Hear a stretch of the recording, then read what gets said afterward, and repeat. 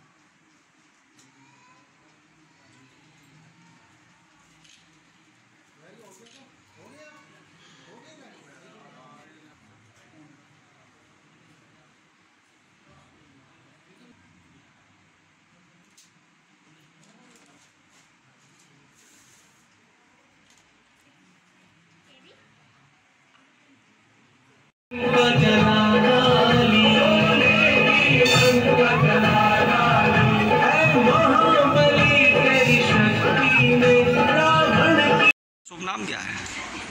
मेरा शुभ नाम मुनीश्वर दास। गुरु जी, जो गढ़ मुक्तेश्वर है जी, गढ़ मुक्तेश्वर धार्मिक जगह है, इसे लेकर आपका क्या कहना है? ये गढ़ मुक्तेश्वर जो जगह है, एक इतिहास कहता है यहाँ तक कौरवों की नगरी थी, क्योंकि हस्तिनापुर करीब है, परीक्षितगढ़ करीब है, लेकिन सही माने में ये परशुराम जी के पिता की नगरी थी। यहाँ परशुराम जी का इस वनों में आना जाना रहा। जैसे कल्याणेश्वर महादेव हैं, नक्का कुआ है, पुरा महादेव हैं, ये भगवान परशुराम के पिता के लगाए हुए शिवलिंग हैं, बनवाए हुए। उन्होंने इनको शिवलिंगों को प्राण प्रतिष्ठित अपने हाथों से किया है। एक इतिहास कहता है भगवान शिव के गढ़ों की यहाँ मुक्ति हुई, लेकिन मेरा मानना है ये ब्रजघाट नगरी संतों की बसाई हुई नगरी है। संतों की सेवा में सभी लोग आया जाया करते हैं, फिर धर्मशालाएं बनी, फिर आश्रम बने, फिर गृहस्थ आए। और यहाँ अधिक महत्व तो मैंने ये देखा गंगा में कि अन्नपूर्णा की बड़ी विशेष कृपा इस ब्रजघाट पे रहती है। जैसे वृंदावन में बिहारी जी, इस तरह से यहाँ भंडारे आदि भूमि है, तप की भूमि है, सिद्धों की भूमि है। यहाँ पर जो संत हैं, तपोभूमि आप बता रहे हैं, संतों की तपोभूमि होने के नाते यहाँ विदेशियों का भी आगमन होता है क्या? जी, लगभग जा सकता है, कम से कम 20,000 संत विदेशियों का आना जाना। पवित्र सुंदर दिव्य नगरी है। गुरुजी, जो माँ गंगा का मंदिर है, लगभग उसे लेकर क्या कहना है, कितना प्राचीन है? माँ गंगा का जो मंदिर है उसका कहना है, मानना है कि एक समय कुछ लोगों का ये कहना है राजा शांतनु ने स्थापना करी, कुछ लोगों का ये कहना शेष पेड़ियों में देखी, जिस पेड़ी पे चढ़ते हैं उस पर पानी की आज भी आहट आती है, जो आज भी 80-50 पेड़ी की करीब हैं उसमें। पेड़ी मतलब सीढ़ियों को सीढ़ियों को कहते हैं। और पर्व है और संतों की नगरी है गढ़ मुक्तेश्वर जी, तो यहाँ पर आस्था की बहार बह रही है जी। इसे लेकर आपका क्या कहना है? देखो, बिहार जहाँ संत को, सिद्धों को और ईमानदारी जहाँ होती है वहाँ तो बिहार बहता ही है। भगवान की हमेशा भक्ति हर आश्रम से आवाज़ आती है, हर जगह संतों की, घंटा की, मंदिरों की, घड़ियालों की। लगभग गुरुजी कितने आश्रम होंगे ब्रजघाट में? ब्रजघाट में आश्रम होंगे 65-70 आश्रम। ठीक। गुरुजी आपका शुभ नाम क्या है? किस आप मठ से हैं? सर्वेश्वरानंद के नाम से जानते हैं। आप किस मठ से हैं? मैं शंकराचार्य पद्धति से महानिर्वाणी अखाड़े के अंतर्गत 10 नामी सन्यासियों की एक संस्था है देवी संपत मंडल, उसका सरस्वती नाम है, सर्वेश्वरानंद सरस्वती नाम से मैं एक साथ हूँ। गुरु जी, आज हनुमान जयंती का पर्व है। हनुमान जयंती के पर्व पर आज हमको बहुत हमारा सौभाग्य है कि आपके बीच में आज आप दर्शन करने के लिए आए हैं। तो आज हम एक आपसे प्रश्न करना चाहते हैं कि जैसे लोग गढ़ मुक्तेश्वर कहते हैं, गढ़ गंगा कहते हैं और लोग ये कहते हैं के नाव गढ़ के ना ये के ना है घर, तो इसे लेकर आप लोगों का जरा प्रश्न जो है मन में तरह तरह के आते हैं, तो ये गढ़ ही क्यों नाम पड़ा इस घाट का नाम?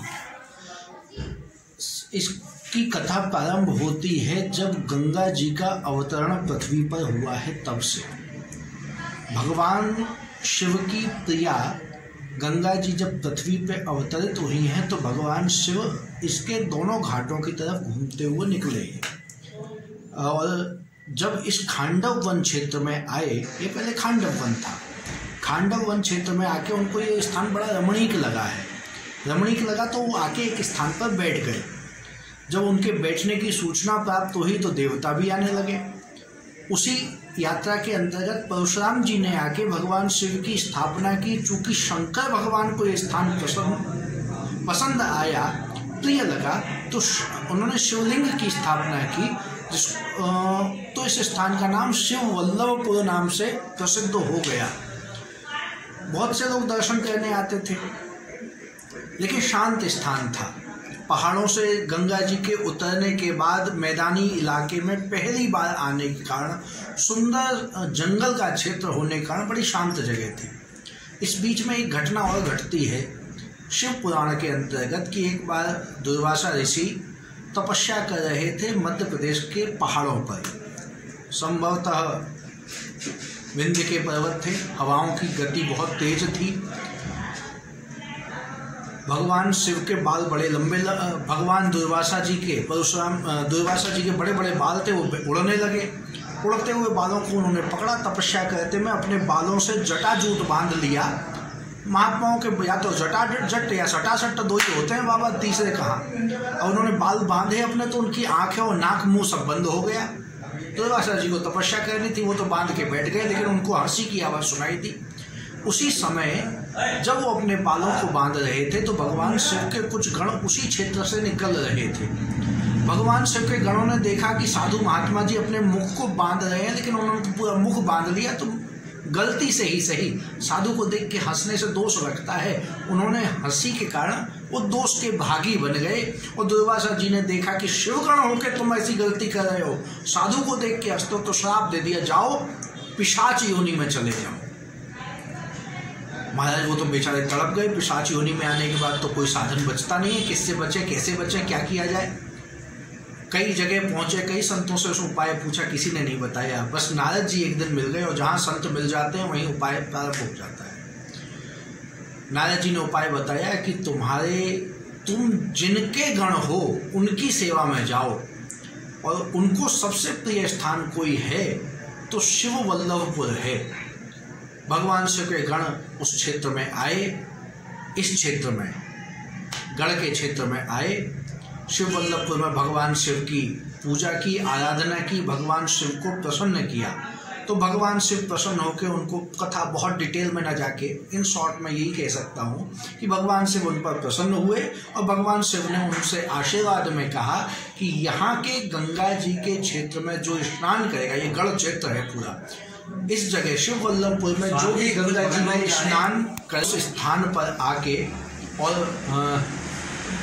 गंगा जी में जो भी स्नान करेगा उस स्नान करने वालों को मुक्ति प्राप्त होगी, गणों को मुक्ति प्राप्त हुई, इसलिए गण मुक्तेश्वर क्षेत्र नाम पड़ गया।